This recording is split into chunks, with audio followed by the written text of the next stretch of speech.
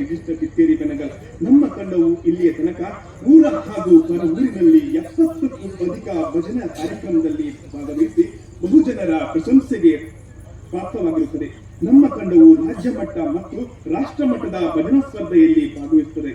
December 3ರಂದು ಆನೆಗುಡ್ಡೆಯಲ್ಲಿ ನಡೆದ ರಾಜ್ಯ ಮಟ್ಟದ ಭಜನಾ ಸ್ಪರ್ಧೆಯಲ್ಲಿ ಭಾಗವಹಿಸಿ ಅಲ್ಲಿ 48 ತಂಡಗಳಲ್ಲಿ ನಮ್ಮ ತಂಡವು ಒಂದು ಭಾಗವಹಿಸಿತು. ಅಷ್ಟು ಮಾತ್ರವಲ್ಲ, ನಮ್ಮ ತಂಡ ಪ್ರಶಸ್ತಿ ಕೂಡ ಪಡೆದಿರುತ್ತದೆ. ನಮ್ಮ ತಂಡದಲ್ಲಿ ಭಜಕರಾಗಿ ಪ್ರತಿನಿಧಿಸುತ್ತಾ ವಿದ್ಯಾಭ್ಯಾಸವನ್ನು ಮುಂದುವರಿಸುತ್ತಾ SSLC 2022-23ನೇ ಸಾಲಿನ ಪರೀಕ್ಷೆಯಲ್ಲಿ ನಮ್ಮ ತಂಡದ ಭಜಕರಾದ ಕುಮಾರಿ ಪಲ್ಲವಿಯವರು 86.5% ಅಂಕವನ್ನು ಹೊಂದಿರುತ್ತಾರೆ ಮತ್ತು ಗಣೇಶ್ ಅವರು ಮಾಸ್ಟರ್ ಗಣೇಶ್ 75% ಅಂಕವನ್ನು ಪಡೆದಿರುತ್ತಾರೆ. ಅವರು ನಮ್ಮ ಮಂಡಳಿಗೆ ಹಾಗೂ ನಮ್ಮ ಊರಿಗೆ ಕೀರ್ತಿಯನ್ನು ತಂದಿರುತ್ತಾರೆ. ಅವರನ್ನು ಒಂದು ಗೌರವಿಸುವ ಸಣ್ಣ ಕಾರ್ಯಕ್ರಮವನ್ನು ಈ ಸಂದರ್ಭದಲ್ಲಿ ಹಮ್ಮಿಕೊಂಡಿದ್ದೇವೆ. ಈ ಕಾರ್ಯಕ್ರಮಕ್ಕೆ ಭಜನಾ ಮಂಡಳಿ ಹಾಗೆ ನಮ್ಮ ಭಜನಾ ಆಪ್ತರು ಹಾಗೆ ನಮ್ಮ ಅಡುಗೆಯವರಾದ ಸುರೇಶ್ ಭಟ್ರು ವೇದಿಕೆಗೆ ಬರಬೇಕು ಅಂತ ಕೇಳ್ಕೊಳ್ತಿದ್ದು, ಕುಮಾರಿ ಪಲ್ಲವಿ ಮತ್ತು ಗಣೇಶ್ ಅವರು ವೇದಿಕೆಗೆ ಬರಬೇಕು. ಎಲ್ಲರೂ ಚಪ್ಪಾಳೆ ತಟ್ಟಿ ಪ್ರೋತ್ಸಾಹಿಸಬೇಕಂತ ಕೇಳ್ಕೊಳ್ತಿದ್ದೆ.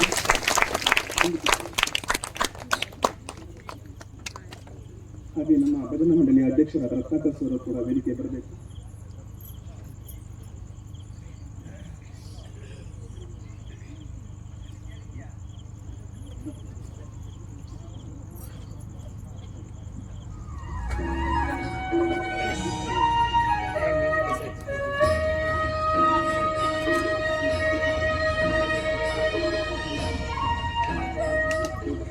ಮಾಸ್ಟರ್ ಗಣೇಶ್ ಅವರಿಗೆ ಗೌರವ ಸಮರ್ಪಣೆಯನ್ನು ಮಾಡಬೇಕಂತ ಸುರೇಶ್ ಭಟ್ರು ಅಂತ ಕೇಳಿಕೊಳ್ತಿದ್ದೇವೆ.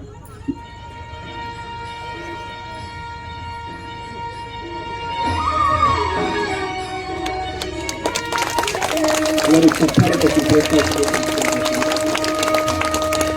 ಭಜನೆಯೊಂದಿಗೆ ಕಲಿಯುತ್ತಾ SSLCಯಲ್ಲಿ 75ಕ್ಕೂ ಅಧಿಕ ಅಂಕವನ್ನು ಪಡೆದಿರುತ್ತಾರೆ. ದೇವರ ಭಕ್ತಿಯೊಂದಿಗೆ ಶಿಕ್ಷಣವನ್ನು ಕೂಡ ಮುಂದೆ ಕೂಡ ಇವರು ಉಜ್ವಲ ಭವಿಷ್ಯ ಸಿಗಲಿ, ಆ ದೇವರ ಆಶೀರ್ವಾದ ಇವರ ಮೇಲೆ ಸದಾ ಇರಲಿ ಹಾಗೂ ಇವರ ಮನೆಯವರ ಮೇಲೆ ಕೂಡ ಸದಾ ಇರಲಿ ಅಂತ ಹೇಳ್ಕೊಳ್ತೀನಿ. ಕುಮಾರಿ ಪಲ್ಲವಿ ಅವರಿಗೆ ನಮ್ಮ ಮಂಡಳಿಯ ಅಧ್ಯಕ್ಷರಾದ ರತ್ನಾಕರ್ ಸನ್ಮಾನ ಮಾಡಬೇಕಂತ ಕೇಳ್ಕೊಳ್ತೇವೆ. SSLC ಪರೀಕ್ಷೆಯಲ್ಲಿ 86.5% ಅಂಕವನ್ನು ಪಡೆದು ಉನ್ನತ ಶ್ರೇಣಿಯಲ್ಲಿ ವಿಶೇಷವಾಗಿ ಉತ್ತೀರ್ಣರಾಗಿರುತ್ತಾರೆ. ಅವರಿಗೂ ಕೂಡ ನಾಗಮಂಗೇಶ್ವರ ದೇವರು ಎಲ್ಲ ಐಶ್ವರ್ಯ ಭಾಗ್ಯ ಅವರ ಮನೆಯವರಿಗೂ ಕೂಡ ಕೊಡಲಿ ಅಂತ ಆ ದೇವರಲ್ಲಿ ಪ್ರಾರ್ಥನೆ ಮಾಡುತ್ತೇನೆ. ಎಲ್ಲರೂ ಚಪ್ಪಾಳೆ ತಟ್ಟಿ ಪ್ರೋತ್ಸಾಹಿಸಬೇಕು.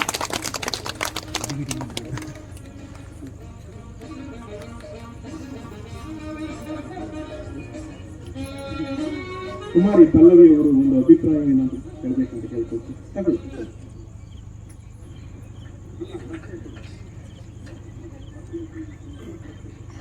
ಓಂ ಶ್ರೀ ನಾಗಬ್ರಹ್ಮಲಿಂಗೇಶ್ವರ ನಮಃ. ವೇದಿಕೆಯ ಮುಂಭಾಗದಲ್ಲಿ ಆಸೀನರಾಗಿರುವಂತಹ ಎಲ್ಲರಿಗೂ ನನ್ನ ನಮಸ್ಕಾರಗಳು.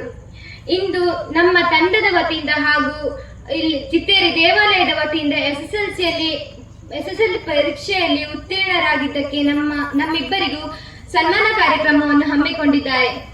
ಇದು ನಮ್ಮಿಬ್ಬರಿಗೂ ಸಂತೋಷ ಪಡುವಂತಹ ವಿಷಯವಾಗಿದೆ.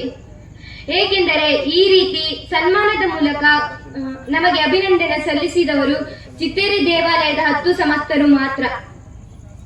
ನಾವು ಭಜನೆಗೆ ಸೇರಿ 1.5 ವರ್ಷವಾಯಿತು. ನಮ್ಮಲ್ಲಿ ಹಲವಾರು ಬದಲಾವಣೆಗಳು ಉಂಟಾಗಿವೆ.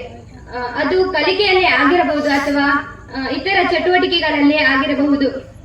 ಮೊದಲು ವೇದಿಕೆಯ ಮೇಲೆ ಹೋಗುವುದೆಂದರೆ ತುಂಬಾ ಭಯವಾಗುತ್ತಿತ್ತು.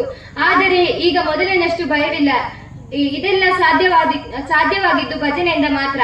ಭಜನೆ ಇದ್ದರೆ ವಿಭಜನೆ ಆಗದು ಎಂಬುದು ಐತಿಹಾಸಿಕ ನುಡಿ. ಧನ್ಯವಾದಗಳು.